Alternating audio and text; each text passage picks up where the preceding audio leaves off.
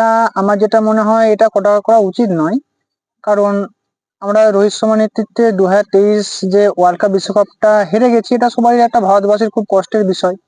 কিন্তু এনারা তো প্লেয়ার খুবই হার্ড ওয়ার্কিং করেন, ধরুন এনার হাত ধরেই আমরা যাই হোক 2024 সালে একটা আমরা টি-20 বিশ্বকাপ জিতেছি, আমাদের একটু আনন্দ হয়েছে।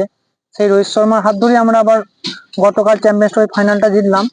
তাই যথেষ্ট হার্ড ওয়ার্কিং করেন তিনি, তার জায়গায় আছেন, এটা কটাক্ষ করা ঠিক নয়। তারা খেলোয়াড়, তারা এই ফিল্ডে আছেন, তারা আমাদের থেকে অনেক এইগুলো জানেন, জিনিসগুলো অনেক হার্ড ওয়ার্ক করছেন, দেশকে আগিয়ে নিয়ে যেতে চাইছেন। তাই আরো প্রতিনিয়ত করবেন, আবার সামনেও বিশ্বকাপ আছে, হয়তো তারা আরো পরিশ্রম করবেন, তারা দেশের মান সম্মান বাড়াবেন, এটাই আমরা কাম্য করি। আর আমাদের ভারতবর্ষের উচিত এদেরকে কটাক্ষ না করে এদের পাশে থাকা। দিন শেষে যাই হোক, আমরা তো ভারতবাসী, আনন্দটা আমাদের সকলেরই হয় যখন জিতে। যখন কটাক্ষ করি আমাদের প্রত্যেকেরই খারাপ লাগে, রোহিত শর্মাকে নিয়ে কথা হয় আর হয়।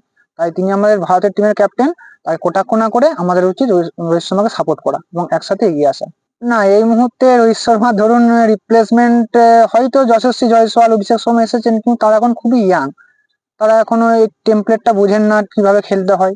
তারা যথেষ্ট ট্যালেন্টেড, প্রত্যেক ভারতবর্ষের ইচ্ছা রোহিত শর্মা আরো কন্টিনিউ করুক এখন 3-4 বছর, যাতে আমাদের শুভমন গিল, যশস্বী জয়সওয়াল, অভিষেক শর্মা শিখতে পারে এর কাছ থেকে কিছু, যে কিভাবে এগিয়ে নিয়ে যায় ভারতের ক্রিকেটটাকে।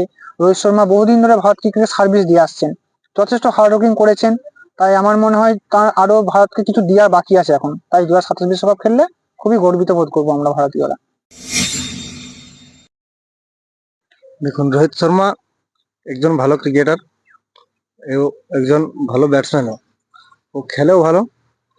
একজন খেলোয়াড়কে যদি এরকম বলা উচিত হয়নি, যে বলেছে সে খুবই খারাপ বলেছে। রোহিত শর্মার হাত ধরে আমরা টি-20 ও বিশ্বকাপ জিতেছি। এরপর 2027-এও আমরা রোহিত শর্মার হাত ধরেই ও চ্যাম্পিয়ন বিশ্বকাপ আরো নিয়ে আসতে চাইছে। আমাদের রোহিত শর্মা খুবই পরিশ্রমী খেলোয়াড়, খুব ভালো খেলে, একদম ও দলকে প্রচুর ভালোবাসে। তার জন্য এই বিশ্বকাপ একদম চ্যাম্পিয়ন ভাবে নিয়ে এসছে। রোহিত শর্মাকে এভাবে কটু কথা বলা উচিত হয়নি, যদিও ও খুব ভালো খেলোয়াড়। একদমই না। দেখুন, যারা মোটা বলে কটাক্ষ করেছে তাদের বোঝা উচিত যে তিনি কোন জায়গায় আছেন, তার লেভেল কি আছে। আজ তিনি ইন্ডিয়ান টিমের মতো একটা জায়গায় ক্যাপ্টেন, তো সেই জায়গাতে তাকে এইভাবে বলাটা কখনোই উচিত হয়নি। তাছাড়াও তার যে কারনামা, সেগুলো তো আমরা নিজের চোখেই দেখতে পাচ্ছি। আমার মনে হয় যারা বলেছে তাদের কাছে মানে নিন্দা করার মতো তাদেরকে কোনো ভাষা আমাদের কাছে নেই।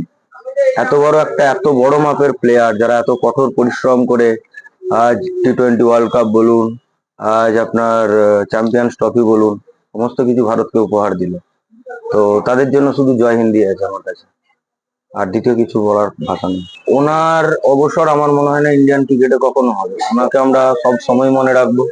হয়তো ওনাকে মাঠে উপস্থিত পাবো না, কিন্তু ওনার যে পুরানো যে খেলাগুলো আছে, যে হাইলাইট গুলো আছে, এগুলো আমাদেরকে কখনোই ওনার অবসরকে আনতে দেবে না, আমাদের মনে কখনোই অবসর থাকবে না। তবু আমি বলবো, এরকম প্লেয়ার, এরকম তারকা যুগে যুগে একাধবারই আসে, ওনারা সারা জীবন আমাদের জন্য খেলে যাক। কখনোই চাইবো না যে ওনাদের অবসর বলে কিছু হোক।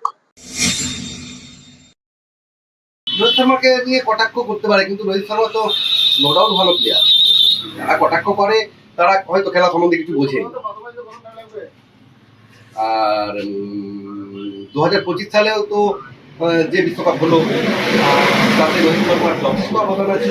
আর আমার মনে হয় রোহিত শর্মার জন্য, যদিও একার জন্য একা খেলে কিছু করা যায় না, সবারই সহযোগিতা ছিল, বাট রোহিত শর্মার অবদান অনস্বীকার, এটা অস্বীকার করার কোনো জায়গায় নেই।